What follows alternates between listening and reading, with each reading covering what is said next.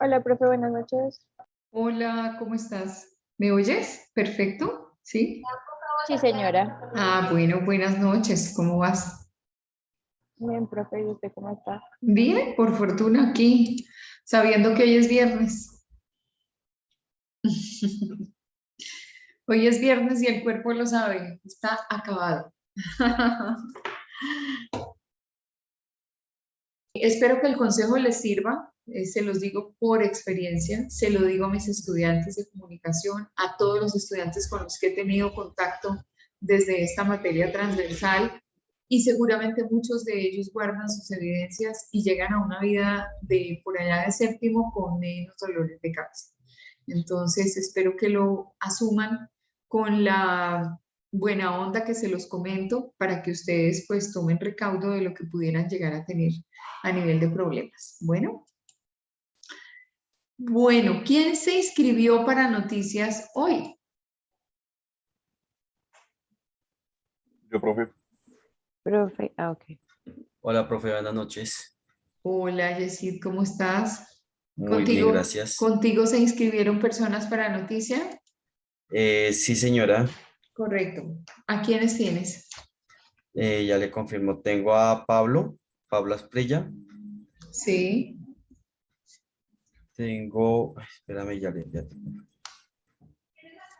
A Tatiana Tatiana, ¿su apellido es cuál? Gutiérrez. Gutiérrez. Ajá. A Alison, Sí. y Y ya te confirmo. Alison Vargas y Vargas. yo. Ok. Y Jessie. Ok. Paulita, ¿contigo se inscribieron? Sí, profe, se inscribió Jenny Velasco, Sí, Paola Nieto, yo y sí. nadie más. Ok. ¿Y Luis David tiene compañeros que se hayan inscrito? Luis David ya había entrado, ¿cierto? William Buitrago y yo solamente, profe. Ok. William Vitrago y Luis David. Afirmativo. Listo, confirmado. ¿Su merced estuvo en el ejército? Soy oficial de la Fuerza Aérea, profe. ¿Su merced es oficial de la Fuerza Aérea? Qué bien, qué gusto conocerlo. Yo le doy un respaldo así de grande a todas las fuerzas. Uy, sí, la foto está ahí muy clara, muy bonita. Yo hubiera querido estar en la Armada. Yo protejo el azul de la bandera. Me parece fundamental que generemos un amor de patria por todos aquellos miembros activos y no activos de las fuerzas militares que defienden y dan la vida por nosotros, que están con nosotros y que nos acompañan todo el tiempo. Así es que mis respetos, querido Luis David. ¿Su merced Gracias, profe. oficial en qué cargo? Señora, ¿En qué rango? subteniente, el próximo año ya siendo teniente efectivo. Ok, subteniente. Listo, sí, señor. ¿Hay alguien también que pertenezca a las fuerzas militares, además, en el curso? ¿O que pertenezca a Policía Nacional? En Institución Universitaria de Colombia hay mucha gente de Policía Nacional. Mucha gente. Buenas noches, profe. Buenas noches. Bueno, entonces vamos adelante con nuestra presentación de noticias. Le cedemos la palabra a Pablo. Pablo, bienvenido con tus noticias. Gracias, profe. Profe, pues tenía una duda. Pues yo tengo la noticia, pero pues no tocaba hacer presentación o algo así. Que nos traigas la noticia y no la cuentes, o traigas la lectura de la noticia. Lo ideal sería que tú la contaras, pero que la contaras desde las 5W para empezar a hacer las dinámicas de qué, quién, cómo, cuándo, dónde. ¿Quién, cómo, cuándo y dónde? Ajá. Listo, pues. Eh, pues la noticia que traje es la que salió ahorita el 9 de noviembre, que fue que judicializaron a los 10 jóvenes que cogieron de la primera línea en Gativá. Sí, señor. El cuándo, pues fue el 9 de noviembre. ¿Quién? Pues fue o los judicializó la jueza 69. Ujú. Les dio, pues, los envió a la cárcel por los delitos de terrorismo, pues ataque a funcionario público, lo hizo de manera virtual y los envió, creo, no estoy seguro bien, creo que 4 años, no, esa fecha me la corrigen si algo. Ujú. Y no lo hizo de manera presencial pues tenía como investigaciones sobre ellos de que podría tener complicaciones si fuera el juzgado presencial. Y pues es más que todo eso, profesor, es como la idea principal. Ok, ¿y no trajiste el texto de la noticia para analizar un poquito el titular ni nada de eso? ¿La Ay, tienes por ahí? sí, profe, pero en el celular. No importa, desde que la puedas leer y compartir. Leo lo que dice, profe. Sí, claro, lees. Ok, Porque no todo el eh, mundo tiene el contexto de la noticia. Entonces vamos a ver vale. qué pasó. Entonces dice, cárcel para 10 miembros de la primera línea implicados en actos vandálicos en Bogotá. 10 presuntos integrantes de la denominada primera línea vengativa en Bogotá fueron enviados a la cárcel por la juez 69 de control de garantías por haber protagonizado hechos de vandalismo, terrorismo y ataques contra la fuerza pública en 5 hechos entre el mayo y agosto de este presente año. La juez tomó esta decisión de manera virtual porque, según ella, existen elementos materiales probatorios e información legalmente recopilada que permiten inferir en estas personas. Están inmersos en los delitos de violación contra servidor público, perdón, violencia contra servidor público, investigación a delinquir con fines terroristas, lanzamiento de objetos o sustancias peligrosas y perturbación en medio de transporte público, colectivo, público u oficial, los cuales le fueron imputados el pasado 9 de noviembre. Agregó que otro punto que fundamenta esta decisión es que estas personas representan un peligro para la sociedad y añadió que a los hoy juzgados, a los hoy judicializados no se les puede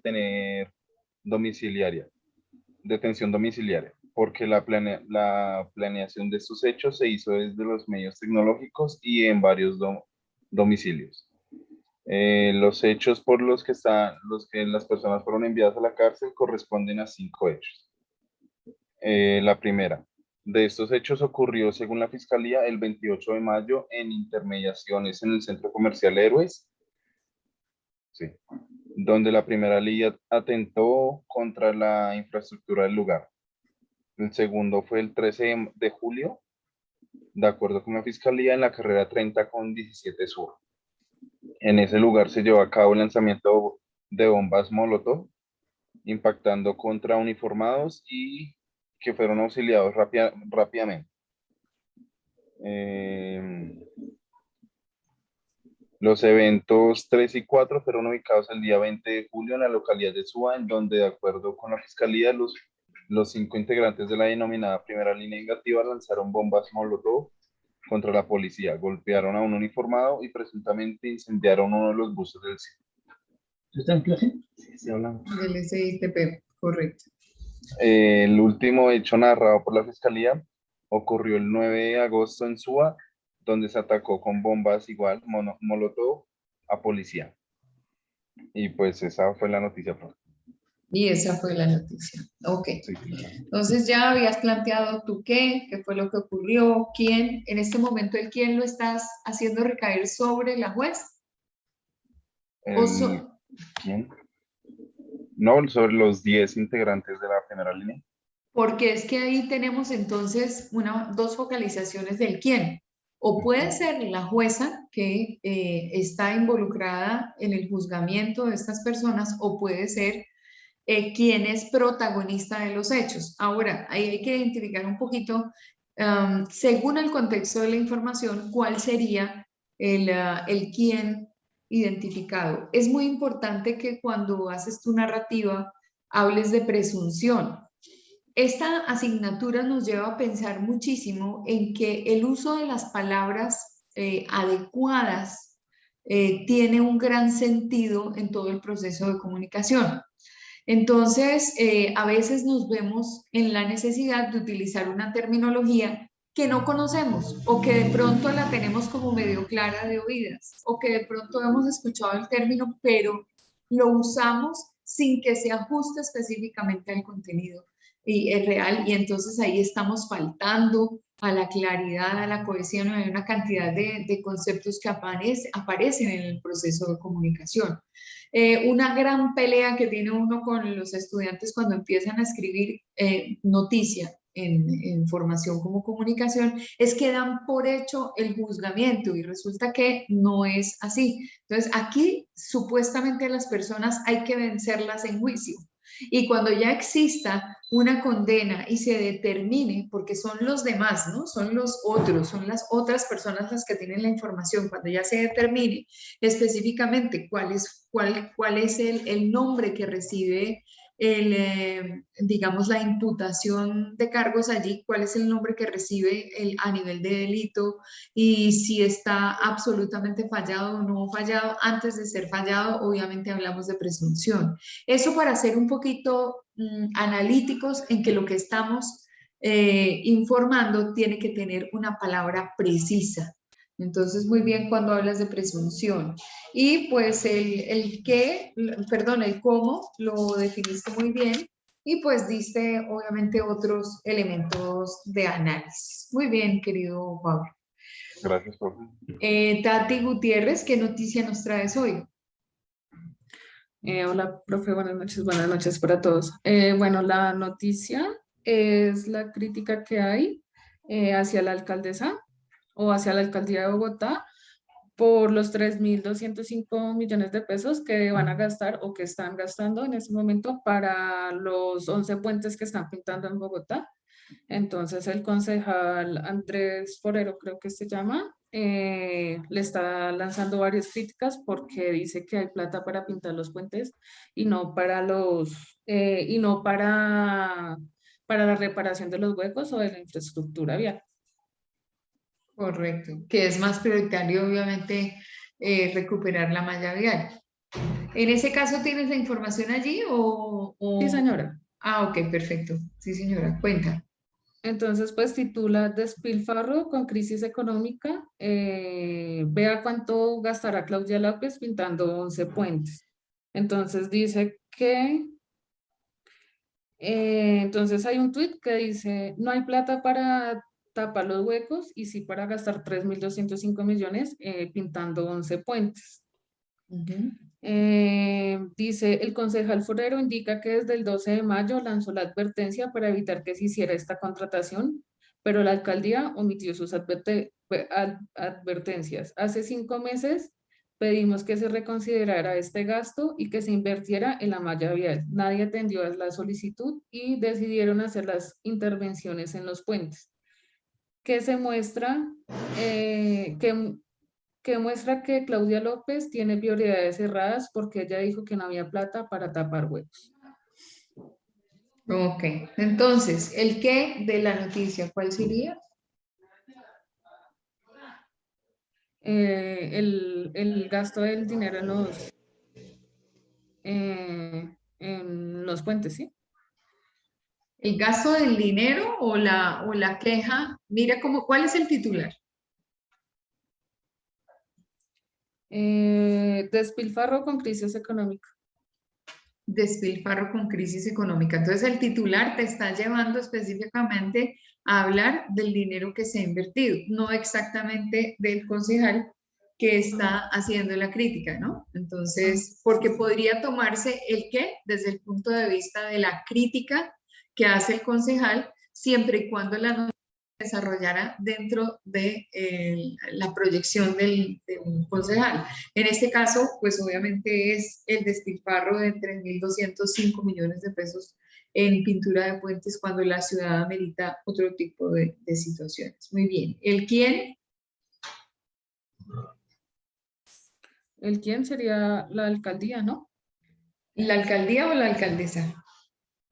Pues la alcaldesa firma todo. Entonces, Claro, pero ahí están, digamos, en el contexto de la información, están haciendo recriminaciones sobre la actuación de la alcaldesa, ¿sí? Entonces, en ese caso, el quién está sobre la alcaldesa. Fíjense que aquí uno a veces se pierde buscando como la respuesta adecuada, pero el mismo contexto de la información le va dando a uno cómo moverse y cómo analizarlo. ¿Qué es el ejercicio básico que yo siempre les hago? ¿Para qué nos sirve esta metodología? Esta metodología nos sirve para facilitar un poco la vida frente a los profesores. A veces los profesores piden unas cosas que uno realmente no entiende y en general, digamos, solicitan cosas que uno no entiende. Les voy a contar una anécdota con pares del ministerio esta semana que pasó, esta semana que está terminando. Yo fui la encargada de presentar ante pares del Ministerio de Educación Nacional la política de comunicación de Institución Universitaria de Colombia. Y estamos hablando de que esa política de comunicación es una política de orden, digamos, de desarrollo de un plan estratégico de comunicación ligado al plan estratégico general de la institución. Y que esa focalización está identificando que los escenarios de transmisión son redes sociales. ¿Y por qué son redes sociales? Porque las redes sociales son las que están cercanas al estudiante que está en universitario. Que otros medios no nos facilitan el proceso y lo que estamos tratando de hacer es que justamente a partir de las campañas los estudiantes lleguen a los medios formales de comunicación. ¿Y cuál podría ser un medio formal de comunicación? La plataforma. ¿Y por qué la plataforma? Porque la plataforma es casi como el medio de comunicación o el escenario de comunicación que tiene o reúne toda la información que la comunidad necesita conocer. Estoy diciendo esto y termina mi exposición y de pronto un par me dice, Claudia, pero yo no veo la campaña en la plataforma o las campañas en la plataforma. Y entonces yo digo, pero no entiendo la pregunta. No le entiendo la pregunta porque nosotros estamos diciendo que las campañas que se desarrollan a partir de esta metodología denominada Plan Estratégico de Comunicación en Institución Universitaria de Colombia no está utilizando los medios formales. A ver, ¿de qué manera te explico que un medio formal es la plataforma y allí no va? No va porque aparece la política, pero no la campaña. Entonces, uno se pregunta y dice, bueno, ¿en qué lenguaje estamos hablando? Y suele suceder que el profesor se confunde en lo que pide o es muy claro en lo que pide y uno como estudiante no precisa la petición. Entonces, una de las situaciones específicas de la comunicación es que como por ahí estamos haciendo acuerdos y si la definición más clara de comunicación es el hecho de compartir, hay un proceso que se llama un proceso asertivo de comunicación. Cuando yo te digo, me acabas de entender específicamente lo que estoy planteando, entonces vamos a hacer aquí un ejercicio loco. Leandro, de lo que conté de la política de comunicación y que la política de comunicación se está haciendo a partir de una estrategia de red social. ¿La situación para ti es clara? Señora, ¿Qué entendiste de eso? profe, es que recibí una llamada en ese momento, entonces pues no le pude poner atención tanto. Ah, fresco, tranquilo. ¿Quién en este momento me puede responder esa pregunta? Profe, qué pena con usted. No, tranquilo, no hay problema. Fresco, fresco, fresco, no hay problema. Obviamente para el ejercicio, pues tenemos que haber escuchado. Daniela, que está por allá atentamente, Daniela Hernández, ¿su merced entendió lo que yo dije? No, profe, tampoco te entendí muy bien. Ok, en ese caso, es gravísimo, por ejemplo. Es grave porque si yo no entendí, en la mayoría, digamos haciendo un barrido general y ninguno entendió, uno de manera asertiva le tiene que pedir al profesor, profesor, ¿usted puede volver a explicar por qué no le entendimos? El profesor no se puede molestar por eso. Entonces uno trata de explicar de nuevo qué fue lo que pasó. Y ese es el gran problema que tenemos en comunicación, que por lo general asumimos que la gente está entendiendo y no preguntamos. A veces nos pasa a nosotros en estas clases virtuales. ¿Hay alguna pregunta acerca del tema que estamos exponiendo? No, ninguna pregunta. Listo, perfecto. Queridos estudiantes, mañana subimos el tema número 4 y entonces mañana llegamos con el tema número 4.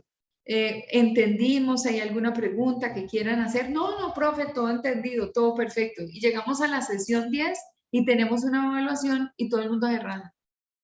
No, pero es que a ese profesor no le entendemos nada. Entonces, ¿por qué en ese intercambio asertivamente no le dijimos oportunamente al profesor, mire, ¿sabe qué? Usted está hablando en sánscrito, no le entendemos. Entonces yo en su momento le dije al par, no importa de lo que estaba hablando ahorita, le dije al par, pero par, le estoy diciendo justamente que la campaña no va en la plataforma. En la plataforma está la política, pero las campañas van por redes sociales. ¿Y por qué por redes sociales? Porque es lo que el estudiante en este momento tiene más cerca. Y si nosotros necesitamos que él se vuelque hacia institución universitaria con sus contenidos y sus cosas y se informe, pues es lógico que lo tenemos que hacer por otro medio y no específicamente por la plataforma. Entonces es ilógico que usted me pregunte a mí por qué no está en la plataforma. Ahora, si es exigencia del ministerio, yo cumplo, eso sí. La respuesta que el ministerio podría darme a mí es, como consejo le digo, póngalo, así su estudiante no consulte la plataforma. Bueno, eso ya es otra voz, eso ya es otra forma de entender las cosas. La mayoría de los problemas que tenemos en comunicación es la falta de entendimiento. Y esa falta de entendimiento es a raíz de no tener una correlación en el diálogo específicamente que estamos sosteniendo. Aquí, por ejemplo, en la noticia que está planteando Tatiana, entonces, ella nos cuenta que hay una actividad por parte de la alcaldía y dirigida por la alcaldesa que tiene una inversión de 3.205 millones de pesos. Esa es la cantidad, yo me puedo equivocar en las cantidades. Y que esta cantidad se va a utilizar en pintar los puentes y que surge en medio de esta dinámica la crítica de un concejal, que es el concejal Andrés Forero, donde dice que teniendo la ciudad otras prioridades, es absurdo que se invierta en pintura cuando, por ejemplo, tenemos destruida la malla vial. Eso es, ¿cierto? Entonces yo le pregunto a Tati, ¿cuál es el titular? Ella me dice, el titular es tal. Claro, cuando empezamos a formular la 5W, empezamos a plantear por qué, si el qué de la noticia, sobre qué información recae. Entonces estábamos en ese ejercicio. Tati, ¿el titular es cuál? El titular es Despilfarro con crisis económica. Ok, entonces dos conceptos, despilfarro y crisis. Y en el primer párrafo dice específicamente ¿qué? Despilfarro. No, el primer párrafo de la información. Ok, perdón. Sí. Dice,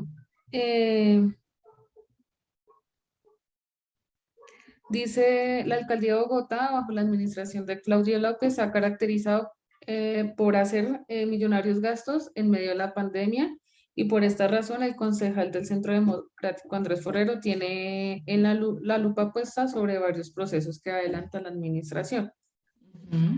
Ok, entonces con base en esa información que recibimos y ese titular, el qué sería el despilfarro, porque eso es como lo que tiene mayor peso dentro de toda la información. El quién estaría sobre la alcaldía y sobre la alcaldesa, porque los menciona los dos. El cómo estaría sobre qué base de la información.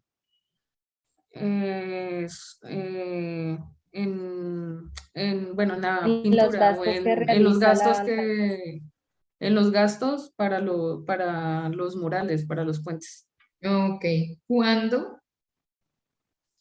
Pues obviamente en el momento en que se produce que no me imagino que la nota no lo dice, no debe decir cuándo, porque eso es reciente, pero no tiene una fecha en especial. O sea, eso ya inició, ¿no? Porque, por ejemplo, el puente de la 1 de mayo con Boyacá y el de la 170, pues ya lo están haciendo. Pero también dice la noticia que el concejal desde el 12 de mayo o sea, había dicho que, pues así, el concejal indicó que desde el 12 de mayo lanzó la advertencia para evitar que se hiciera esta contratación. Ok, el cuándo, si el foco estuviera sobre el concejal, sería el 12 de mayo. Pero es Pero sobre no lo que se es, está. pero el cuándo sería el momento en el que se evidencia que la alcaldía hace el pronunciamiento o el anuncio de que se va a gastar esa plática pintando puentes. Eso lo hizo el 9 de noviembre. Ok. Ese día hizo el anuncio. Ok, 9 de noviembre, perfecto, muy bien. ¿Dónde? Pues obviamente en la ciudad de Bogotá y otro donde son los puentes. Entonces ahí buscamos qué tipo de respuesta es la más acertada para dar una respuesta específica frente a la pregunta, frente al cuestionamiento. ¿Qué, quién, cómo, cuándo y dónde? Muy bien. Entonces, vamos, muchas gracias, Tati. Vamos con Alison. Alison, ¿qué noticia nos traes? Hola, profe, buenas noches. Buenas noches para todos. ¿Cómo estás? Bien, sí, señora. Bueno, la noticia de la cual les voy a contar es de BBC News, que se trata, bueno, como el título de esto es el país que se convirtió en el vertedero de ropa usada de los países ricos. Entonces, aquí mencionan, o sea, como que hacen referencia a un término que es la moda rápida.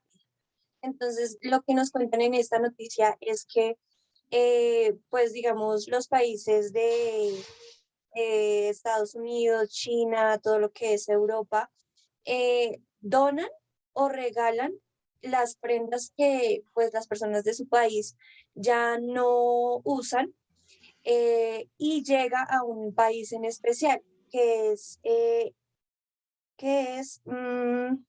se me perdió. Ghana.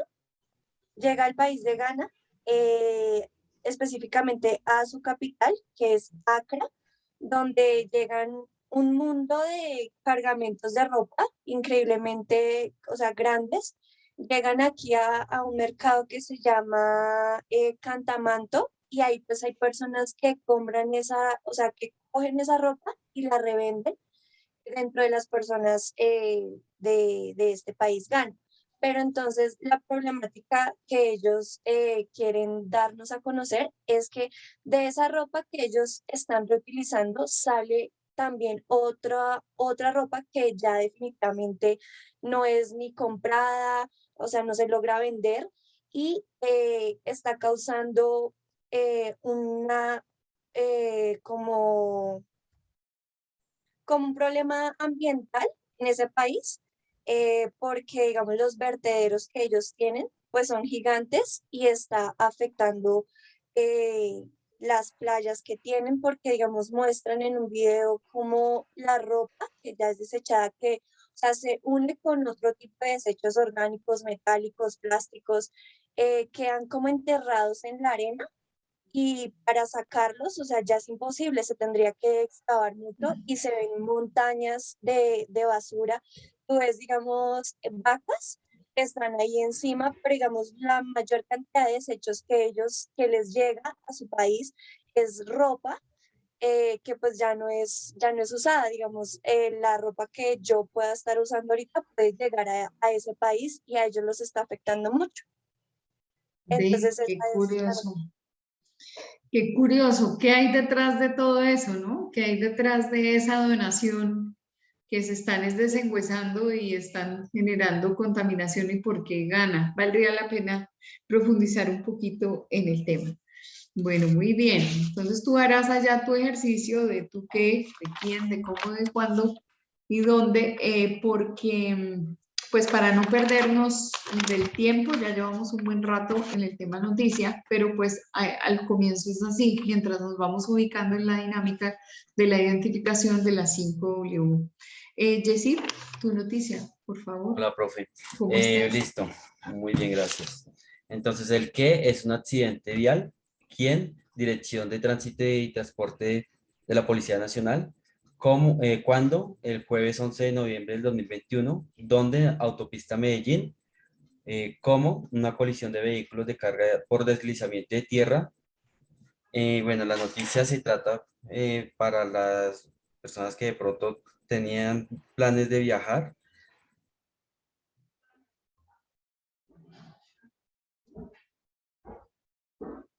Se nos frizó el día, ¿sí?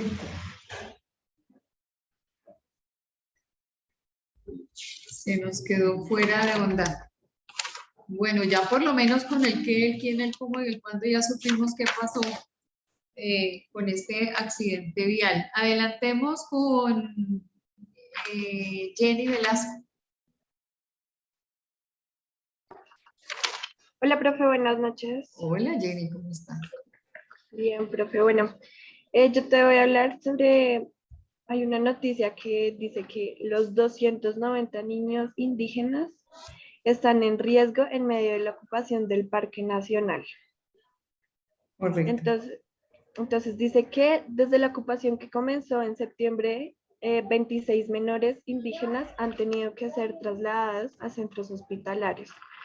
Las fuertes lluvias siguen afectando a la comunidad indígena que se encuentra asentada desde el pasado 29 de septiembre en el Parque Nacional.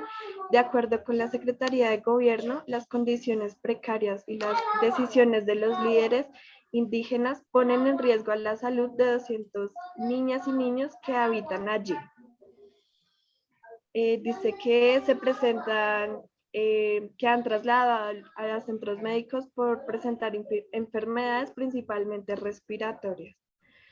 Y actualmente hay 4 menores de edad y 2 adultos hospitalarios, por lo cual el distrito hace un llamado a los representantes de ese grupo en Vera para que accedan a trasladarse a la unidad de protección integral del Parque La Florida, en donde ya se encuentran 1.050 indígenas. ¿Hospitalarios o hospitalizados? No, se encuentran hospitalizados, dice que 4 menores de edad y 2 adultos. Es que dijiste hospitalarios, entonces ahí sí, eso también nos ayuda un poquito a identificar, sí, a leer bien, que ese es otro de los problemas que tenemos en nuestro medio. Muchas gracias por ese aporte. Vale. Bueno, muy bien, Jenny. Vamos con la noticia de Paola. Bueno, profe, la noticia que yo tengo, que leí, fue acerca en DW, acerca de Biden, que fue una visita histórica del presidente Biden y el Papa, que ha sido uno de los presidentes que ha alargado más la reunión con el Papa. Entonces, bueno, tengo lo siguiente. Ahí se me perdió. Bueno. Ay, se me subió. Eso fue hace unos días, ¿no? Sí, sí, señora. Sí. Entonces, el que es el titular de la noticia que dice Biden y el Papa charlaron en privado durante 75 minutos. Es una visita histórica. ¿Quién? Pues el Papa y el presidente John Biden. ¿Cuándo? En la cumbre de líderes del G20, donde la cumbre se celebró en Italia, pero la reunión del Papa y del presidente John Biden fue en el Vaticano. ¿El por qué? Esta reunión es una tradición durante todas las reuniones que se hacen del G20, es algo de carácter oficial y regular desde el año 1984. ¿Qué me hace falta acá? El cómo. Bueno, se reunieron ellos dos en privado y tocaron temas importantes como son la pandemia, la pobreza, los derechos humanos y la desigualdad. Muy bien. No hablaron del aborto, que es lo que más los divide. Ese es el no, tema. ahí no está ese tema, no, señora. Ok, muy bien. Es muy interesante entonces citar siempre la fuente de dónde sacamos nosotros las informaciones, porque por lo general en nuestras exposiciones y en nuestras respuestas y en todo lo que hacemos nos adueñamos de las con grandes conclusiones que a otros les ha llevado un montón de tiempo llegar a esa conclusión, a ese planteamiento. Entonces, como consejo, ser muy responsables en el momento en que conozcamos de la autoría de lo que estamos refiriendo, pues que lo evidenciemos de esta manera. Muy bien, gracias por esta noticia, querida Paola. Nuevamente se conectó Yesid, a ver si terminamos el trabajo con él. Yo lo vi por aquí entrar, ¿sería que se volvió a salir?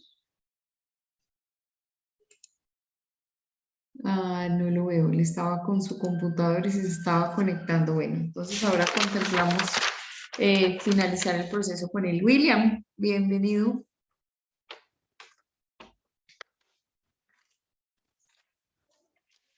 William, que se había inscrito. Sí, señora. William, muy bien, ¿Digo yo? gracias. Sí, señor. Ok. Bueno, entonces, pues mi noticia habla sobre nuestro amigo Uribe. Entonces dice que la Corte Constitucional niega la tutela mantenida y mantiene la imputación a Álvaro Uribe. Entonces, el qué es la negación de la tutela, cómo, a mi parecer, fueron 5 votos a 4 votos en contra, y cuándo fue el 6 de noviembre del 2021. Entonces les voy a leer un poco Del contexto. noticia. Entonces dice, la sala de la Corte Constitucional niega la tutela que presentó el expresidente y ex senador Álvaro Uribe Vélez en contra de la decisión que tomaron el 6 de noviembre del 2020 al juzgar que el juzgado cuarto penal de circuito de Bogotá lo imputó por presunto fraude procesal y soborno. Esta decisión se tomó en una apertura de votación de 5 versus 4, implicaba al expresidente Álvaro Uribe, según formando imputación, y que el caso se encuentra y que este caso seguirá en curso actual. Es decir, que el juez de la República deberá decidir si concluye el caso con la solicitud de la Fiscalía o no lo hace, como pide las víctimas acreditadas por él mismo. La decisión que se tomó luego la extensión de debate en la sala plena y una discusión que se inició en forma virtual este miércoles terminó de manera presencial en la Corte Constitucional ante la publicidad del debate interno en redes sociales. El magistrado Alejandro Linares, ponente de la decisión, explicó en una rueda de prensa que la Corte decidió negar la acción de tutela del ciudadano Álvaro Uribe contra el auto del 6 de noviembre del 2020, proferido por el juez cuarto penal con la función de conocimiento. A Linares lo acompañaron en su votación los magistrados Diana Fajardo, Gloria Ortiz, Cristian Pardo y José Fernando Reyes. En contra votaron Enrique Ibáñez, Paola Menes, Álvaro Rojas y Antonio José Lizaraza. Los magistrados Linares explicó que la sala plena partió en la base de que existe un vacío normativo que lleva en la Corte a usar los principios y las reglas de los derechos procesales para llenar un vacío que se produce en la dificultad de adecuar en situaciones bajo la Ley 600 del 2000 un sistema inquisitivo, en la Ley 906 del 2004 del sistema penal acusatorio. Y es que es muy largo, entonces voy a bajar ¿De dónde la tomas? del tiempo. Del tiempo, pero ahí hay cosas que de pronto están o mal escritas o las estamos leyendo mal. Yo creería que las leí mal. ¿Ah, sí? Bueno, muy bien. Y hay una cosa y es que está nuevamente volviendo, o sea, está planteando 2 veces el mismo tema y es la decisión. Hay 2 partes donde se refiere a la fecha y esto. Sí, ya te digo bien. Es que la fecha que te dije que el 6 de noviembre del 2020 fue cuando lanzaron la primera sentencia a favor de Álvaro Uribe para decir que como que iba a quedar libre sobre los casos de falso testimonio. Sí. Y la noticia salió antier, o sea, el 9, que se le ratificó la sentencia a Álvaro Uribe y que todavía sigue peculado pues, por el proceso de soborno procesal. O de fraude procesal. Eso, de fraude procesal y soborno. De fraude procesal y soborno. Sí, muy bien. Esa información que normalmente es de carácter jurídico, eso le da a uno dolores de cabeza terrible, porque no es de fácil entendimiento y es muy difícil, digamos, como contar en la dimensión en la que está planteada, porque uno puede errar en lo que dice. Bueno, ya volvió Jessy. Muchas gracias, querido William. Volvió Jessy para que culminara con su tema de noticia. Profe, compañeros, qué pena, es que tuve un inconveniente con el internet y se me Sí, desconectó. se te fue, sí, quedaste ahí frisado. ¿Puedo continuar con la noticia, profe? Claro, sí, señor, para que cierres la sección de noticias. Ok, gracias.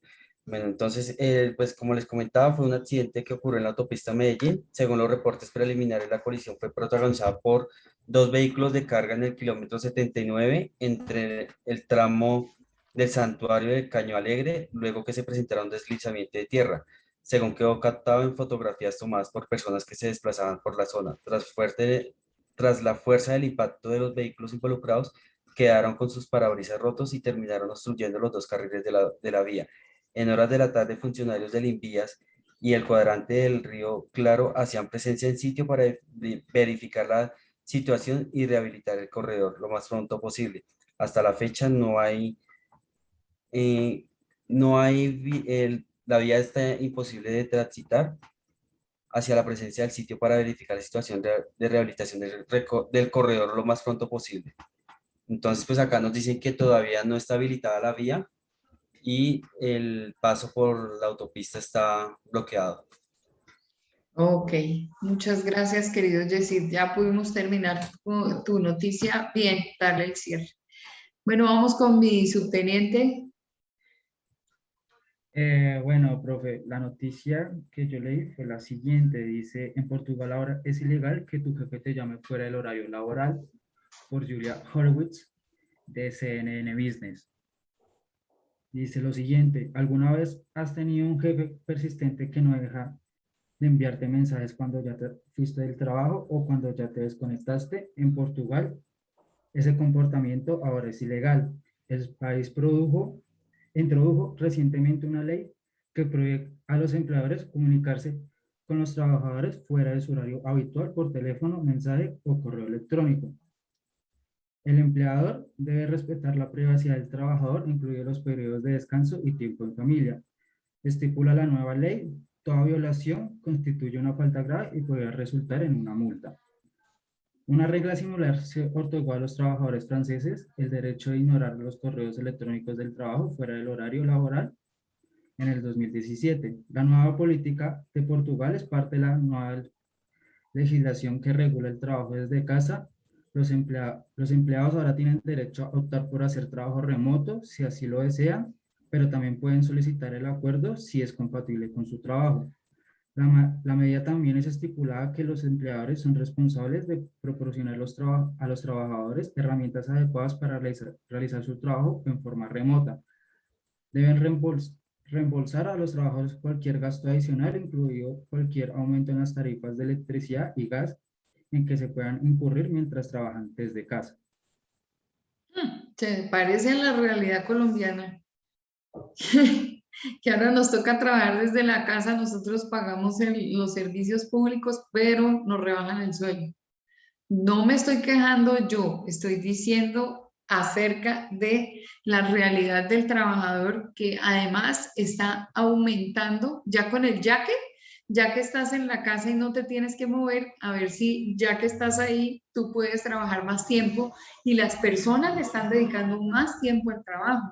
Entonces, ojalá esto de verdad pudiera ser, digamos, normatizado, que exista una norma donde pues los trabajadores colombianos no tengan que imprimir más tiempo a su labor y que puedan desarrollar otro tipo de cosas, el hecho de estudiar, el hecho de compartir con la familia, el simple hecho del descanso. Eso fue publicidad política pagada, no soy candidato a nada, entonces simplemente en beneficio de todos nosotros. Muchas gracias, mi subteniente, por esta información. Bueno, hoy aprendimos cositas de las que están pasando, nos estamos actualizando. ¿Alguien quiere hacer algún comentario? ¿No? ¿Estamos parcos hoy? ¿Estamos cansados, no? Hoy es viernes y el cuerpo lo sabe. Bueno, muy bien. Pues yo tengo un pequeño comentario en una noticia que dijo una compañera sobre lo de los indígenas. Sí, señor. Yo también había leído una noticia similar a ello y que decía que la unidad de víctimas ya está hablando con las personas, con los Embera, para que desalojen el Parque Nacional y ya se puedan desplazar a sus ciudades natales. Eso lo leí hoy, que hoy apareció eso. Pero era un artículo de 10 líneas y ya, entonces por eso no lo escogí. Y nada, sí, sí, sí, sí. Bueno, son nuestros vecinos, entre otras cosas. Está ahí la situación y nosotros vemos desde la universidad muchas cosas que están pasando allí. Pues obviamente no dudo que el frío hace mella, obviamente no dudo que los niños no deberían estar en la mitad y no dudo que hay desde muchos rincones de Colombia una serie de presiones para que los indígenas salgan y se refugien en otras partes, pero no dudo también que se están aprovechando de las situaciones otros. Pero, Los que digamos, ellos también están utilizando a los niños para dar más, dar lástima. En una oportunidad en la universidad había un niño totalmente desnudo y ese día estaba lloviendo. Y lo tenían así como si nada. O sea, ellos abusan de eso. Voy a parar la grabación porque es que lo que pasa es que cuando uno da testimonio, bueno, vuelvo aquí a mi grabación, voy a compartir, antes de los parroquiales, mejor dicho, dentro de la sección de parroquiales, quisiera pedirles el favor que en este fin de semana se escucharan un audiolibro. El audiolibro es sobre la metamorfosis de Franz Kafka. No es Frank terminado en K, sino Franz terminado en Z. Y el libro se llama La Metamorfosis. ¿Cuál es la idea? Que escuchemos el audiolibro. Hay unos que duran 1 hora y media, hay otros que duran 45 minutos, otros que duran 2 horas. No nos vamos a demorar mucho. Yo últimamente como que tengo la dinámica de que pongo ahí el celular con cosas que tengo que oír mientras me baño, mientras me arreglo, mientras hago el oficio, mientras barro, mientras tapeo, mientras, y uno ahí puede ir escuchando y llevando el hilo conductor. ¿Cuál es la misión? Analizar un poquito cómo es que se plantea esta obra. Esta es una obra de la literatura muy importante.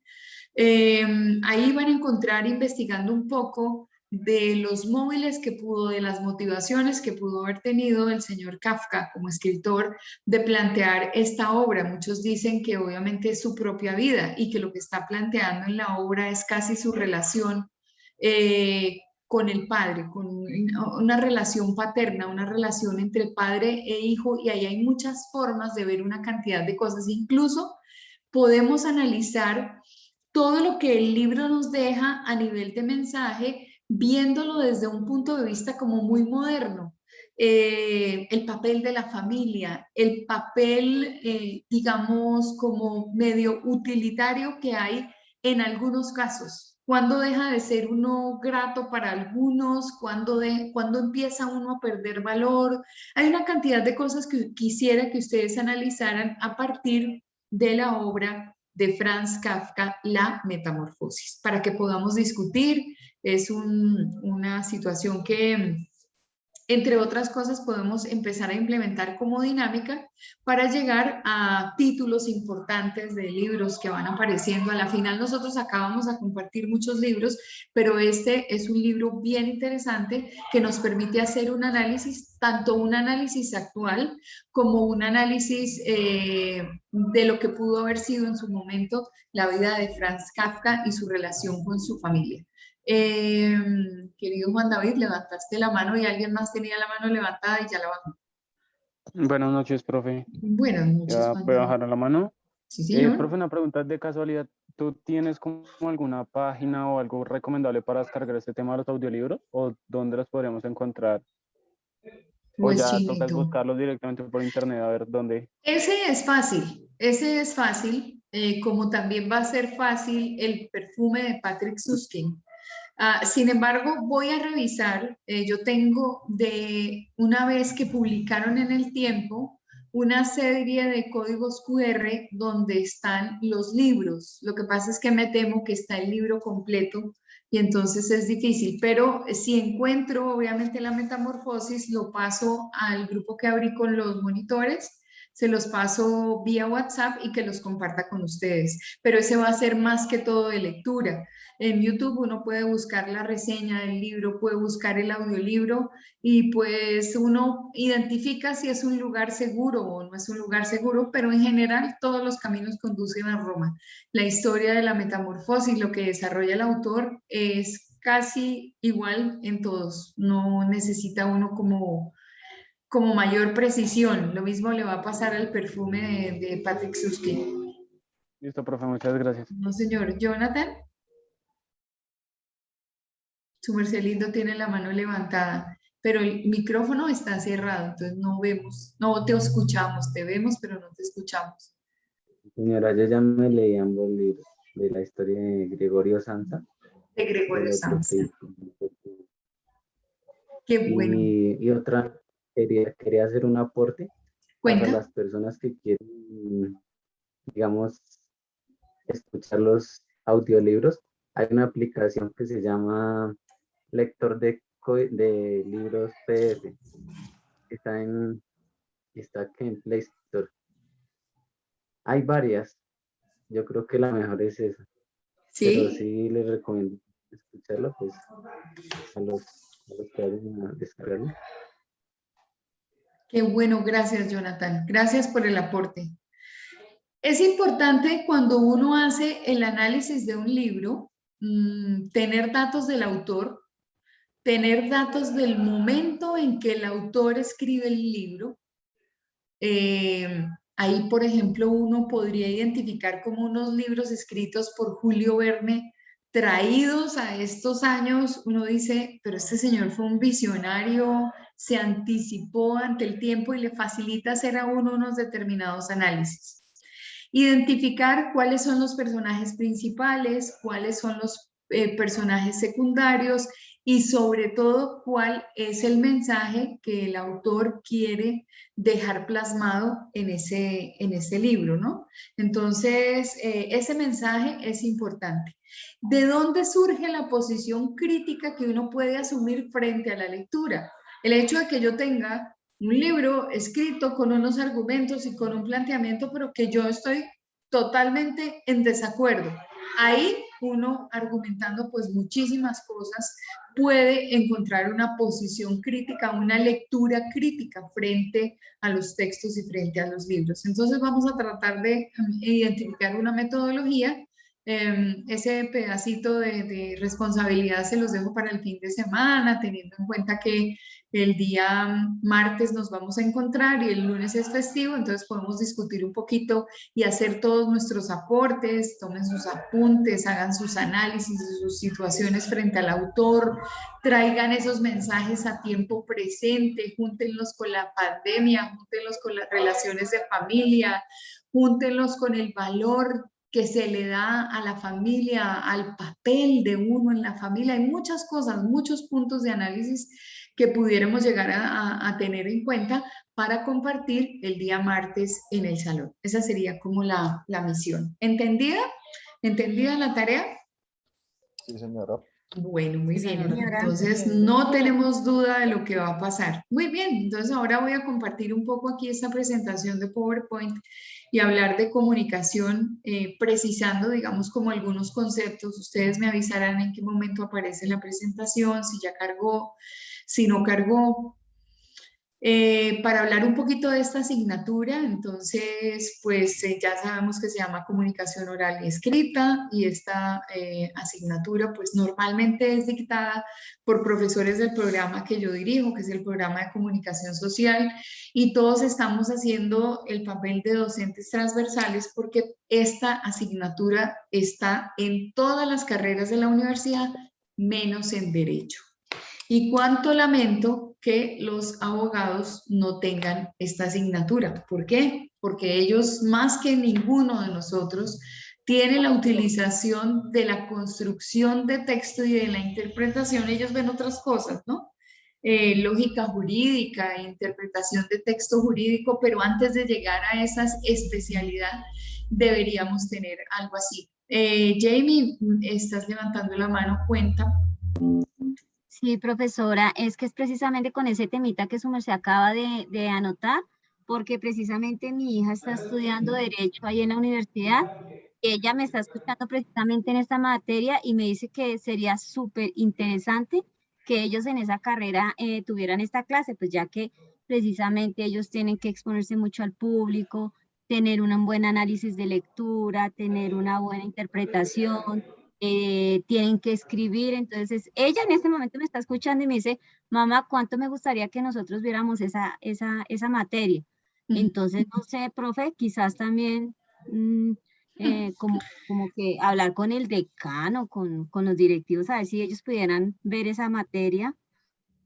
Voy a plantearlo como curso de extensión porque ya lo habíamos reclamado, ya habíamos dicho que era necesario y los mismos estudiantes reclaman que esta asignatura es buena para eso, para esas dudas. Cuando nuestros abogados escriben a veces unas burradas y uno lo ve con el perdón, ¿no?, que me merecen nuestros hijos del programa de Derecho, pero uno lo nota cuando están presentando los proyectos de grado y son personas profesionales que se debaten la vida entera a partir de la argumentación. Y la argumentación tiene una fundamentación en los procesos lógicos y claros de manejo de la lengua y de una cantidad de objetivos que nosotros tenemos acá que es importante reconocerlos. Entonces, como te digo, ellos ven argumentación jurídica, ellos ven la comprensión del texto jurídico, además que es el más complejo de todos. Fíjate con la noticia de William.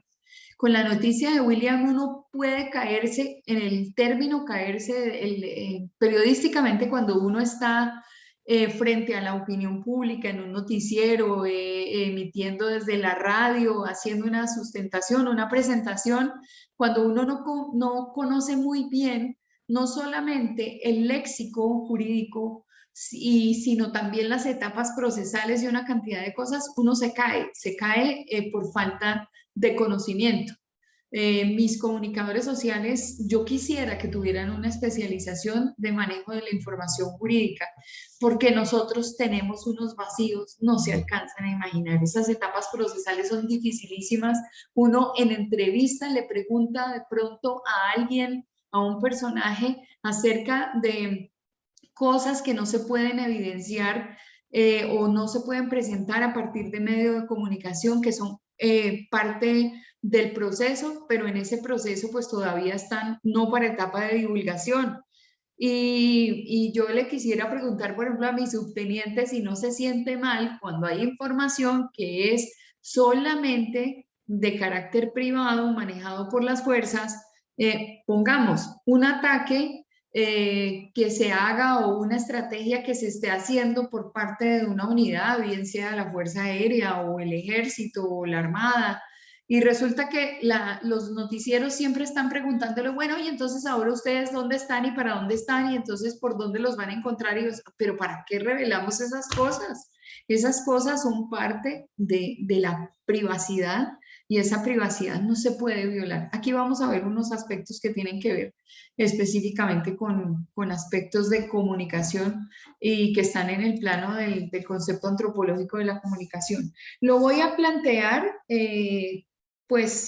sería chévere que los estudiantes de Derecho reclamaran eso, porque ellos en su malla curricular no tienen comunicación oral y escrita y sería fundamental que lo tuvieran. Entonces vale la pena hacer referencia a esta situación. Máxime que cuando vamos a presentar la prueba Saber Pro, ese tipo de competencias no las exigen. En esos exámenes de Saber Pro nos hacen identificar la diferencia de un texto narrativo, de un texto descriptivo, y ustedes todo lo van a ver aquí. Nos hacen identificar, por ejemplo, en la lectura crítica, la respuesta específica a cada uno de los ejercicios que hacen, y esos ejercicios no los hace uno si uno no está en esta asignatura, cosas así por el estilo. Entonces vale la pena dejarlo como curiosidad y lo voy a anotar para compartirlo con la decana de Derecho para que ella lo tenga en cuenta. Bueno, muy bien, entonces acá tenemos en esta presentación que vamos a obtener a partir de esto.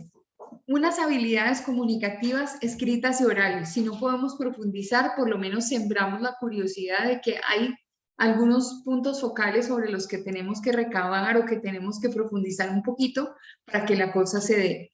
Conocer el concepto de comunicación, porque es el más natural de los conceptos, y es que nosotros como individuos somos seres de comunicación permanente, y resulta que en esa evidencia a veces lo que es lógico y lo que es tan evidente, nosotros nos olvidamos en la cotidianidad de que eso tiene un efecto y que es parte integral de lo que hacemos todos los días.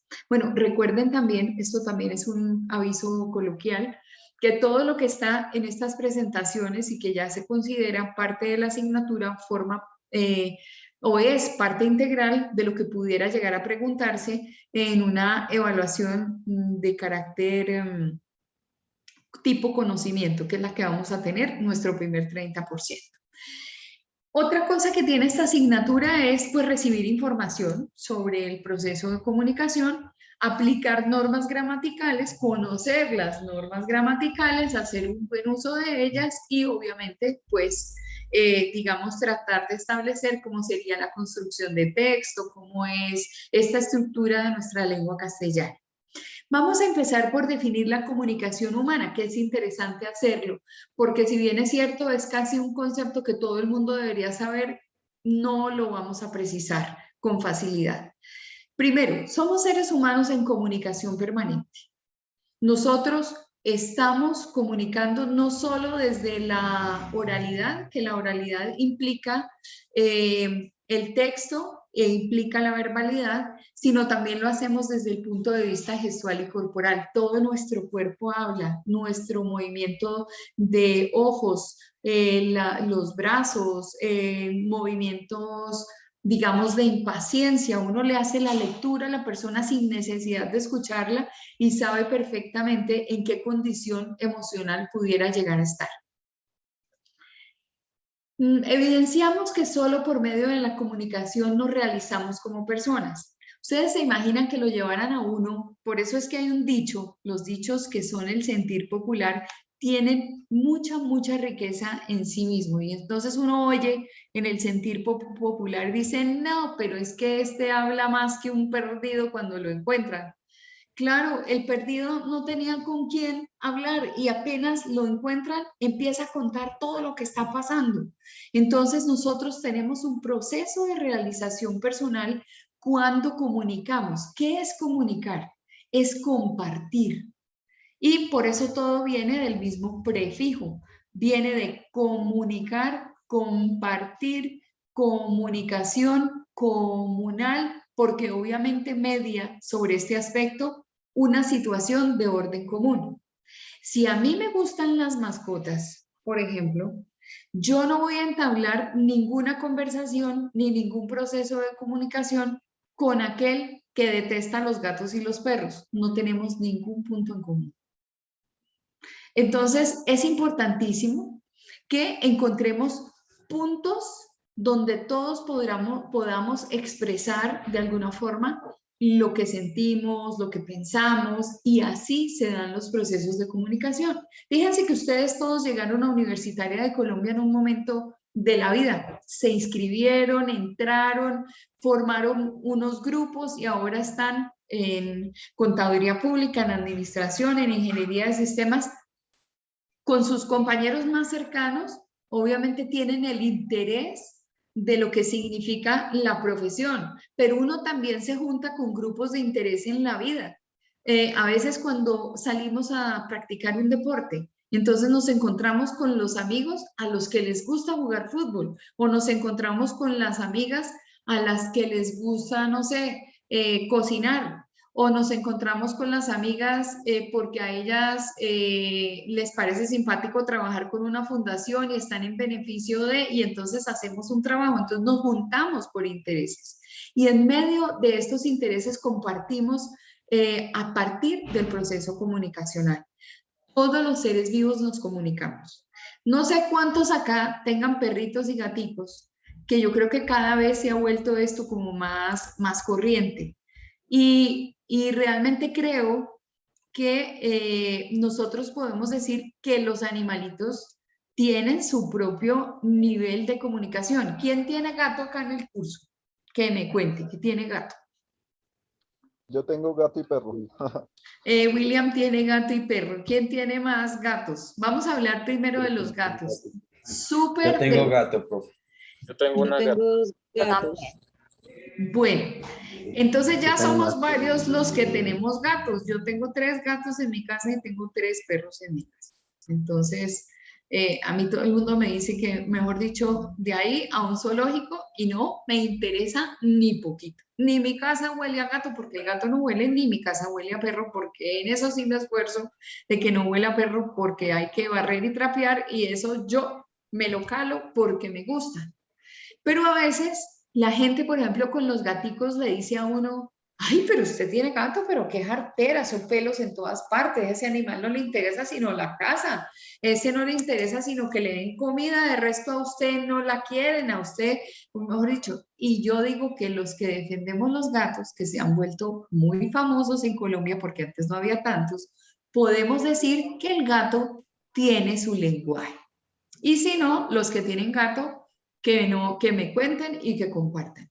¿El gato ronronea, sí o no? Sí, señora. Sí. ¿Cuándo ronronea un gato? No, bueno, yo tengo una gatica que es casi, o sea, ella no ronronea porque no puede maullar. Entonces no ronronea por esa condición. Pero bueno, los que tienen la posibilidad de oír a su gatico ronronear, ¿por qué ronronea un gato?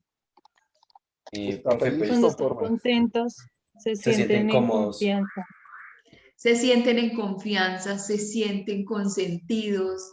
Los gatos, cuando uno llega, inmediatamente empiezan a hacerle a uno todo el zigzag entre las piernas, levantan esa cola. Bueno, el gato no le levanta la cola a todo el mundo. El gato o está sentado y esconde su cola, pero a su amo le levanta la cola, porque al levantar la cola está mostrando su debilidad y sus genitales. Y eso no se lo deja ver a todo el mundo. De hecho, cuando un gato está bravo, ponle la cola en horizontal. Y que me diga alguno de los que tiene gato aquí, cuando el gato empieza a hacer... Sí, es cierto. ¿Qué quiere decir eso? Los gatunos de este curso. Está en posición de Muy bien, porque le va a meter un arus. Sí, su mordisco se va a ganar y ese gato está, pero que no me oigan en la clase, berraco porque está furioso. ¿Sí o no? Bueno. Sí, señora. Y así, cuando empiezan con...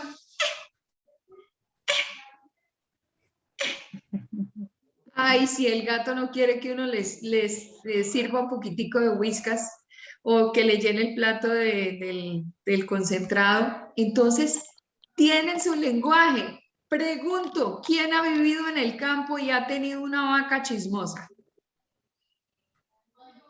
Yo, profe. Cuenta de mi subteniente, su merced, cuente acerca de la vaca chismosa.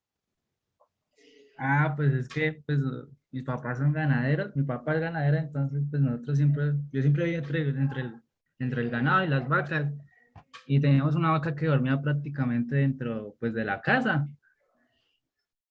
Sí. Porque era la consentida de mi papá, entonces esa no dormía en el potrero con el resto del ganado, sino tenía como su propia choza dentro de la finca.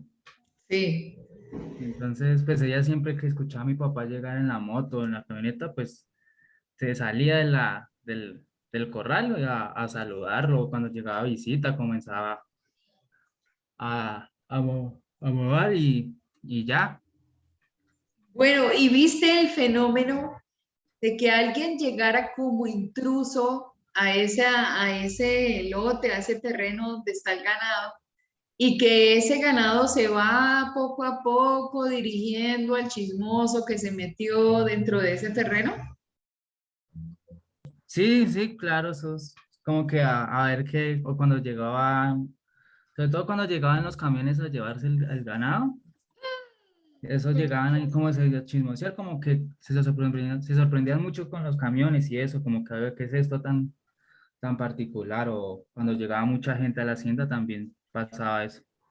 Ok, muchas gracias por ese aporte de un animalito que a veces nosotros no tenemos ni siquiera en el panorama. Para nosotros ellas solamente pastan, o ese ganado solamente pasta, bate la cola espantándose sus moscas y sus cosas, pero nunca se cree que tengan una posibilidad de establecer una relación con su amo. Y aquí nos está contando mi subteniente que tiene su vaca, que además es la consentida del papá, y ella otro poco le falta para meterse entre la cama del papá, seguro. Si le dan el chance, ella se mete.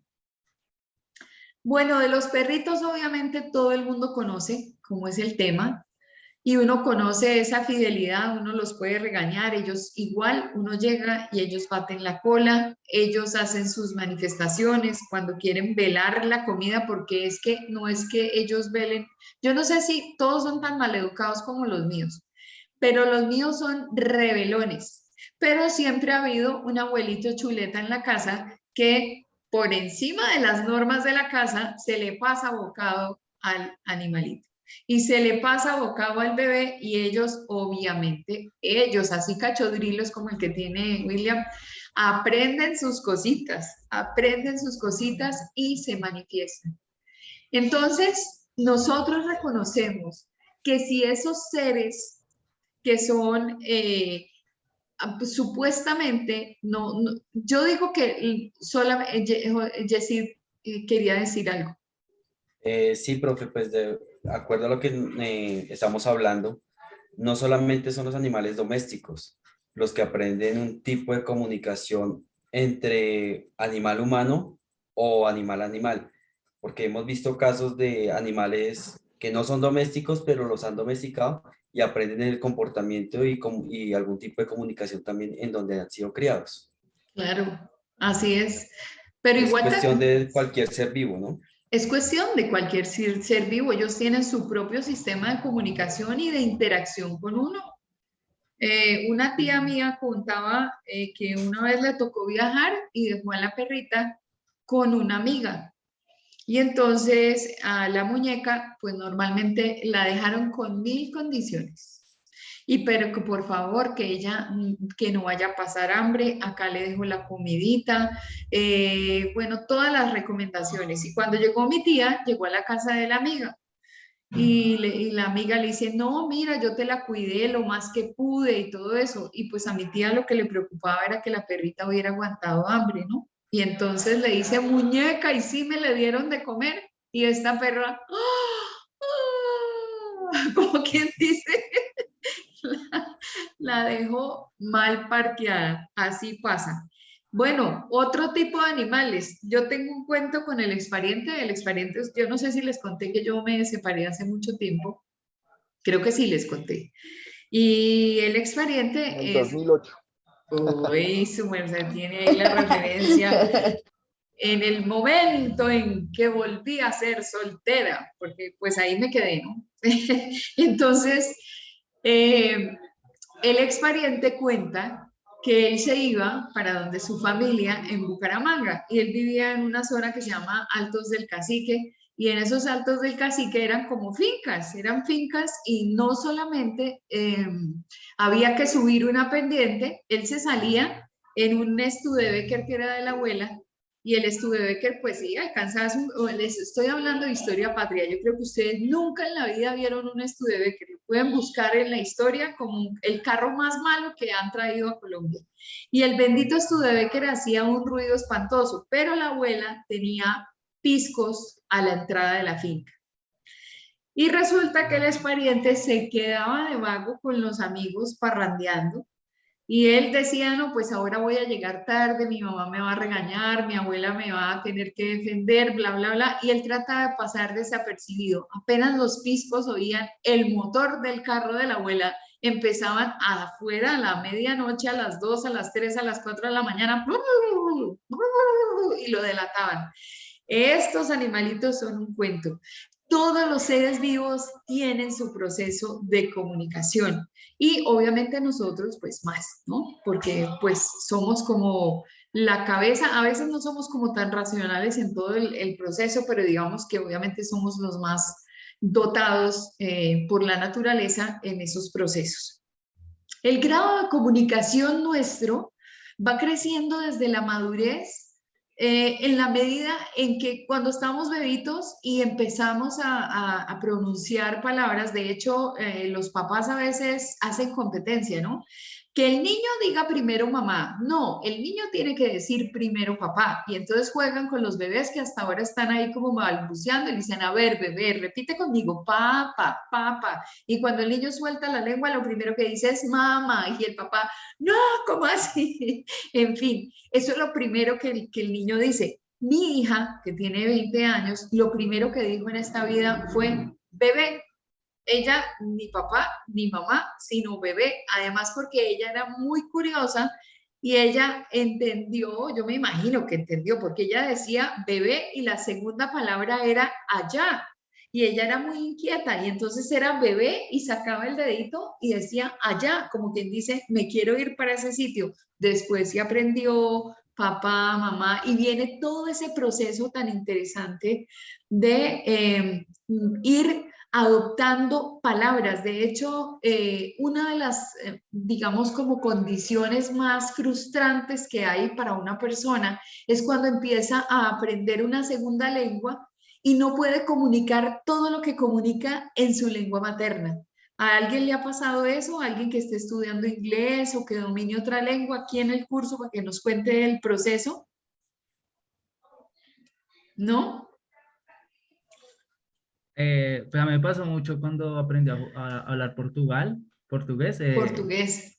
Entonces se me dificultaba mucho al principio porque pues como que quería expresarme mucho, sobre todo porque duró un tiempo de comisión con Interpol en Portugal. Sí. Entonces pues al principio pues sí me complicó mucho comunicarme con ellos, pero ya después ya con el tiempo ya mi fluidez del portugués pues mejoró bastante. Mejoró. Pero fue como porque ya de tanto escucharlo, yo como que entendía las palabras y podía, como sabía, sobre todo por el tema de la pronunciación, porque a veces Sí. uno llega a pronunciar algo mal y pues se puede dar malinterpretar o algo así por el estilo. Claro. Eso que te pasa a ti también es muy visible cuando uno está empezando a aprender inglés, porque uno quiere, obviamente, dominar el inglés que pareciera como el segundo idioma que uno tuviera que aprender. Pero la gran insatisfacción que uno tiene es que no le fluye. ¿Y por qué no le fluye? Pues porque no tiene la gran cantidad de palabras metidas en su cerebro y fuera de eso la estructura que debe manejar. Entonces, uno se sorprende cuando ya adquiere un vocabulario y parte de ese ejercicio es adquirir vocabulario. O sea que es un proceso lógico de todos los seres humanos que nosotros lo vemos desde el punto de vista del crecimiento, de la adopción de una serie de palabras y la otra situación es cuando uno aprende a manejar un lenguaje técnico. Por ejemplo, los ingenieros de sistemas tienen su lenguaje técnico. Los contadores tienen su lenguaje adecuado, ellos tienen también su propia terminología y obviamente nosotros nos entendemos entre disciplinas, ¿no? No sé si les ha pasado con el tema de los médicos, por ejemplo, ya no, cuando uno va a recoger unos exámenes de laboratorio, ya ni siquiera los laboratorios se toman la molestia de cerrar el examen en un sobre porque se cansaron de que todo el mundo violara los sobres de los resultados del laboratorio. Y entonces uno dice, muestre a ver, se lo tengo que llevar al médico, ¿será que me voy a morir? ¿Será que es que estoy muy malito? Y entonces a la hora de la verdad ya eso lo mandan al correo y uno hace la interpretación. Y uno empieza a leer y uno dice, brutos, no entiendo nada, ¿será que estoy peor de lo que creo? Y uno llega con esos, además le ponen los rangos de referencia, ¿no? Y uno se va con esos rangos de referencia donde el médico le dice, doctor, ¿me puede leer el examen? Y el médico le lee a uno y uno después de que vio que prácticamente se iba a morir, el médico dice, no, todo está bien. Y uno dice, ¿verdad, doctor? ¿Cómo así? Pues claro, ellos manejan su lenguaje y nosotros no entendemos porque hay una cantidad de conexiones ahí que nada que ver. La lectura de una radiografía, la lectura de una placa torácica ahorita en tiempos de COVID, con ese tal vidrio esmerilado que asusta a todo el mundo, porque cuando a la gente le ha salido el vidrio esmerilado en el pulmón, en la base del pulmón, mejor dicho, ahí alcanza uno como medio entender que la neumonía dejó sus rastros y que es importantísimo hacer seguimientos. Cada disciplina profesional tiene su propio lenguaje, es decir, nosotros de acuerdo al tema de interés estamos planteando nuestra forma de estructurar la lengua. ¿Cuándo nos comunicamos? Cuando expresamos lo que pensamos, lo que sentimos, cuando entramos en contacto con las personas, cuando queremos plantear una idea y emitimos un mensaje, cuando sobre todo estamos expresando lo que sentimos. Ahí, por ejemplo, ustedes, yo creo que es que ahora ni se usa el tema de la serenata. A las niñas les han llevado serenata en el último tiempo. Esa es una palabra que ya no tiene sentido. ¿Cuál era la serenata? La serenata era que la pareja muy enamorada iba y se contrataba a los amigos, se contrataba al trío, se contrataba al mariachi, bueno, no, al mariachi porque siempre son costosísimos, y se iban a, ya digamos, tenían la última conversación y eso era por teléfono, ¿no? Bueno, listo, entonces nos hablamos mañana. Sí, tranquilo, yo ya me voy a acostar a dormir, perfecto. Grave era que llegara la serenata del novio y uno no estuviera en la casa, eso sí era gravísimo. Pero cuando uno oía las trompetas de un mariachi por ahí que de pronto llegaban por sorpresa, uy, todo el mundo, ¿cómo así? ¿A quién le están trayendo serenata? Y la cantidad de canciones y las letras de las canciones y uno veía como Petunia moviendo estas pestañas en condición de enamorado, era una cosa loca. ¿Pero por qué? Porque estábamos contando a partir de las canciones que había un sentimiento de por medio. Otra cosa que ya no se usa y que ojalá uno la pudiera revivir es el tiempo de dedicar una canción. Y entonces en mi época era, claro, ustedes le tienen que preguntar a la abuelita, abuelita, ¿y a ti te dedicaron canciones? Porque yo no creo que a las mamás de ustedes, porque son iguales de jóvenes a ustedes, pero a las abuelitas sí. Ay, sí, mijita, su abuelito me dedicó tal canción, y entonces uno se ponía a pararle bolas a la letra y uno de ahí le salían corazones y cosas. Esos son procesos de comunicación a partir de los sentimientos. Ya para llegar al final de nuestra clase, vamos a hablar que hay un concepto que se llama el concepto antropológico. Y ese concepto antropológico de la comunicación o fundamento antropológico es que finalmente hay un escenario común donde tú y yo interactuamos y es ahí donde surge la dimensión social de este proceso denominado comunicación. Hemos oído durante muchísimo tiempo, mira, tus derechos terminan cuando empiezan los míos. Claro, pero hay un momento en el que nos juntamos los dos en un terreno donde los dos importamos. Cuando las personas deciden por el rito del trasteo, por el rito del matrimonio civil, católico o por lo que sea, unir su vida a la de otra persona, por ejemplo, no tiene sentido continuar viviendo con los papás de cada quien. Uno lo que quiere decir por ese, el casado casa quiere. O el que necesita empezar a vivir esa relación quiere un espacio, así sea pequeñito, donde es ese escenario donde van a surgir muchas cosas. De hecho, en la filosofía de la unión marital, Le ponen a uno desde algunos conceptos que el matrimonio se hizo es para procrear y para traer hijos y para continuar con los apellidos y continuar con la raza y continuar con los rasgos de mi familia y que no se parezca tanto a ti, pero que sí se parezca a mí y cosas así por el estilo. Y ese es el escenario nuestro, ese escenario, por eso cuando uno ve en los conjuntos que hay un escenario que es el de las zonas comunes, el del salón comunal es donde está todo lo que es común a las personas y la comunicación es común a las personas. Entonces aquí no solamente está esta intersección que es como una teoría de conjuntos, el yo y el tú nos trae un escenario del nosotros donde se da realmente el ejercicio de comunicación humana. ¿Por qué? Porque ahí están los intereses, ahí están los aspectos comunes, ahí está lo que nos atrae a los dos del mismo tema. Y muchas veces también nos juntamos para pelear, ¿no? Para tener un momento donde yo pienso de una manera y tú piensas de la otra y entonces nos encontramos en ese escenario común para echarnos vainas y estar en la mitad echándonos pullas. Pero en fin, existe ese principio. Adicionalmente, este principio está acompañado de una realidad. La primera realidad es la singularidad. Entonces, de aquí en adelante ya somos diferentes, porque ahora ya pensamos que cada ser tiene derecho a ser como es, a pensar como debe ser, como él cree que debe pensar. Otra cosa es que yo le quiera imponer a mi vecino lo que yo pienso, ahí no, porque nuevamente entramos en el plano o de lo común al compartir o de la individualidad en tus características y en mis características. Más eso tiene que manejarse de una manera asertiva que no implica la imposición. No encontramos seres igualiticos ni siquiera en condición de embarazo gemelar. No sé si en este curso exista alguno que tenga un hermano gemelo que nos cuente. En la mañana sí, cuando estaba explicando este punto me dijo, profe, yo soy gemelo, yo tengo un gemelo. No sé si les ha pasado a ustedes, si han tenido un gemelo, si han tenido un mellizo. Igual, las mamás son las que intentan cuando están pequeñitos vestirlos igual, pero ellos son distintos. Cada persona es diferente y si uno le pregunta a los papás, oiga papá, ¿usted cree que nosotros los 5 hijos todos somos iguales? Y va a decir no, somos diferentes todos.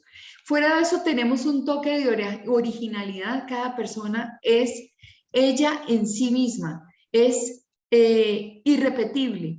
Nosotros nacimos y rompieron el molde. Eso suena a ego, pero eso no tiene que ver con el ego. Tiene que ver a que nosotros así tengamos 3 hermanas que se parecen mucho entre sí. Cada una tiene una individualidad y un toque personal.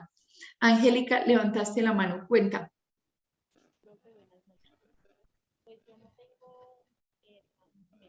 No te escuchamos, Ciro, como lejitos, gordita. Acércate un poquito a la fuente.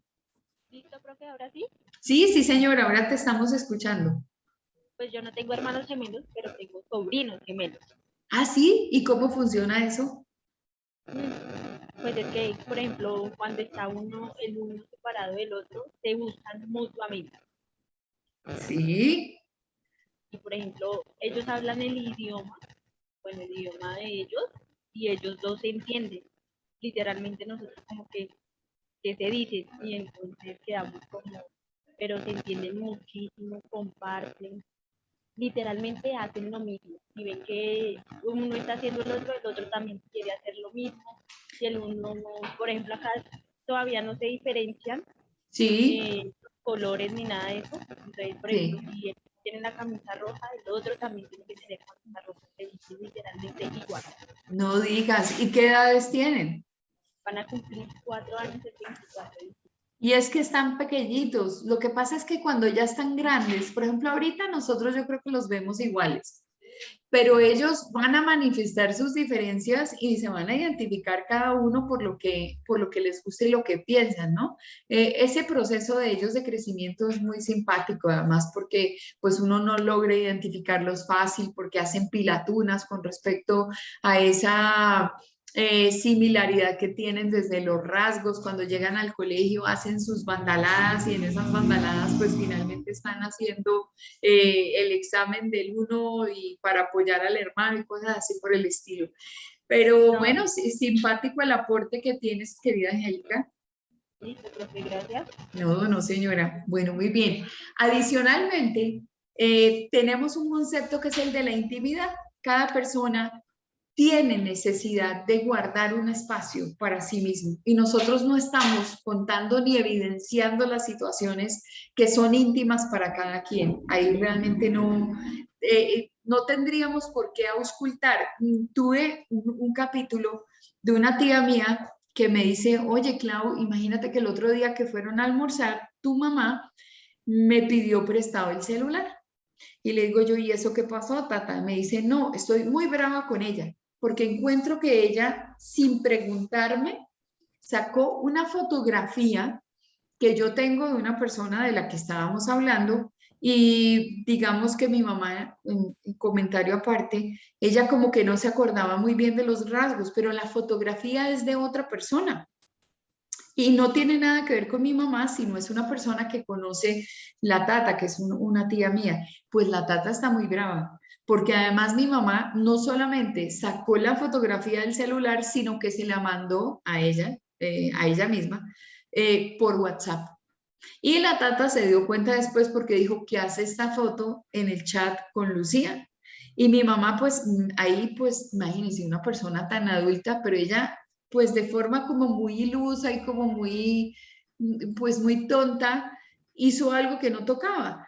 Nosotros a veces oímos las quejas de que nuestra pareja nos esculca el celular, ¿cierto? Y que de pronto hay mucho chiste alrededor de eso y entonces dejamos el celular y el celular, oiga, ¿usted por qué me está esculcando el celular y qué comunicación quiere ver? Y entonces hay como una serie de cosas ahí en torno a esto. Pues el celular es de uno. El celular uno no tiene por qué tener miedo que si lo dejó de un lado de la mesa y se le olvidó, entonces de inmediato el otro va a llegar a auscultarle y a mirarle, sí, muestre a ver cuántos chats tienen con fulano de tal y qué es lo que se dice. Claro, ahí está la pelipeñida esa. Yo que me sospecho que es que esa vieja está detrás de esto. ¿Sí o no les ha pasado? ¿Cómo será que es objeto digamos, como de chiste por parte de los stand-up comedy? Es que el celular es una cosa que tiene su información y esa información es de uno o el computador y uno tiene derecho a esa intimidad, no solamente lo que uno sabe de uno mismo, que no se lo quiere contar a la gente, que no lo evidencia, cuando de pronto tiene por allá una terapia y dice, bueno, voy a contar algo que nunca en la vida había contado, y lo cuenta, pero es por voluntad propia, pero entonces aparecen estas condiciones: singularidad, originalidad e intimidad. Y la última de estas condiciones, que se llama, ya lo van a ver aquí, que tiene que ver con ese momento de nacimiento entre las personas, que es el de soledad. Hay una cosa que a las mujeres nos molesta muchísimo y es la caja desocupada del nada, o la que los hombres llaman el nothing box, que es cuando uno le pregunta a un caballero y le dice, ¿y en qué estás pensando? Y el caballero dice, en nada. Y uno dice, pero ¿cómo es posible si la mente humana no puede estar desocupada? La mente humana tiene que estar pensando en algo, sí, efectivamente, pero las mujeres somos muy diferentes. Les recomiendo un libro de un psicólogo que se llama John Gray, que es Los hombres son de Marte y las mujeres son de Venus. Dentro de este tipo de libros encontramos nosotros esas explicaciones al cerebro de las mujeres y al cerebro de los hombres. Por ejemplo, hombre necesita solucionar un problema y el problema es que se va de paseo y necesita comprar una pantaloneta. El hombre dice, tengo un presupuesto X, lo que yo necesito es una pantaloneta. A mí no me importa si la pantaloneta tiene flores, pepas, rayas, si es azul, si es deportiva, si tiene malla, si no tiene malla. Su misión es ir a comprar una pantaloneta. El hombre se va a un almacén y lo primero que mira es probabilidad de que allí haya una pantaloneta, entra preguntando por las pantalonetas, pregunta por el precio de la pantaloneta, revisa la gama de opciones y compra una pantaloneta. ¿Cuánto se demoró en el ejercicio? Un caballero de este curso que me diga cuánto dura la compra de una pantaloneta por parte de un hombre. Un minuto. Por mi parte, por ahí. 5 minutos. Lo que uno la ve ahí ya. Máximo 10. Muchas veces uno compra lo que está en exhibición. Profe, Ay, mira, y ya. Así de fresco no somos. se demora en irlo a pagar, esa es la... Ahí está la demora, ¿no? En el pago, ¿cierto, Giovanni? Se demora uno más pagando que eligiendo. Sí, señora. Bueno, muy bien. Vamos a cambiar de sexo y las niñas no se me vayan a poner bravas. Situación, paseo, compra de vestido de baño. Ay, diantres. Entonces, 8 días antes. Estoy gorda, estoy flaca, mejor un enterizo, no uno de 2 piezas, y entonces este color me va, y entonces el pareo, las gafas, el sombrero, las chanclas, el bolso, y uno llega a un almacén y entonces uno dice, es que necesito un vestido de baño. Y allá Alison está toteada de la risa y ahorita Alison nos va a contar por qué. Y uno mira y entra al almacén número 1, luego sale de ese almacén, va al número 2, al número 3, al número 4, al número 5, al número 6, al número 7, al número 8. Finalmente se acabaron todas las opciones de buscar un vestido de baño y uno regresa al almacén número 1. ¿Sí o no? ¿Por qué regresa uno al almacén número 1? Yo no sé si es que es una ley de Murphy o qué, pero uno tiene que ir a corroborar que todo lo que vio en los otros almacenes no le servía y que está tomando la mejor de las decisiones. Por eso es que los señores no nos acompañan a hacer compras. Pero no se crean que es porque nosotras no sabemos comprar, es porque tenemos una visión distinta de la compra. Entonces, ¿cuánto nos demoramos comprando un vestido de baño? Todo el día. Por ahí 2 horas. Mediodía le pongo. 3 días. Todo el día. Pero no se crean que es por necesidad de las niñas. No. Eso depende, profe. ¿Por qué? Si va acompañada o no va acompañada. No, es que a eso no vamos acompañadas.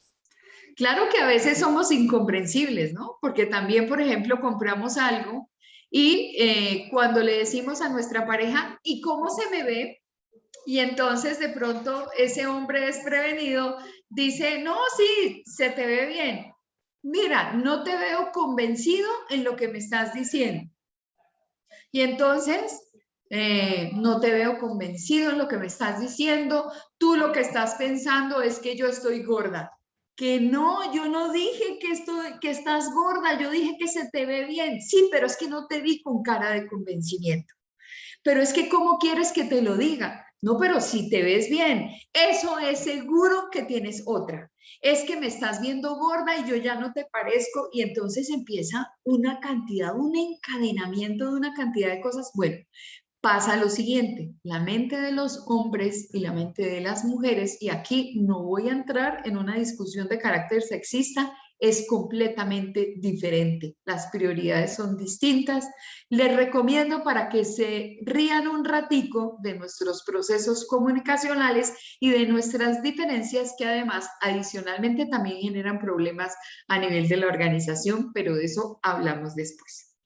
Ya llegó el momento de cortar la clase. Les recomiendo Los hombres son de Marte, las mujeres son de Venus, de John Gray. Y que se rían un ratico y verle, por ejemplo, al Peter Albeiro, todos los stand-up comedy que tienen que ver con eso, para que nos divertamos en un fin de semana. Bueno, que sean felices, Dios los guarde. Nos vemos el martes en la universidad. Nos hablamos, profe. Hasta luego. Gracias, chao. Gracias, profe. Chao, Pablo, ¿tienes una pregunta? Y una preguntita. Luego, profe. ¿Tú me puedes confirmar bien lo de la tarea, por favor? La tarea es que busques un audiolibro y te escuches el libro de La metamorfosis de Franz Kafka. Y adicionalmente que busques la biografía de Franz Kafka para poder identificar al autor con su obra. Y el martes nos encontramos en clase y vamos a hablar acerca de esas cosas que pudimos concluir o esos conceptos que tenemos luego de la lectura del libro. Vale, listo. Gracias, profe. Bueno, muy bien, que sean felices. Dios los bendiga. Chao. Chao, Gracias. profe. No, profe. Chao, profe. Chao, Chao, profe. chao. Feliz puente. Gracias, lo mismo. Gracias. Chao.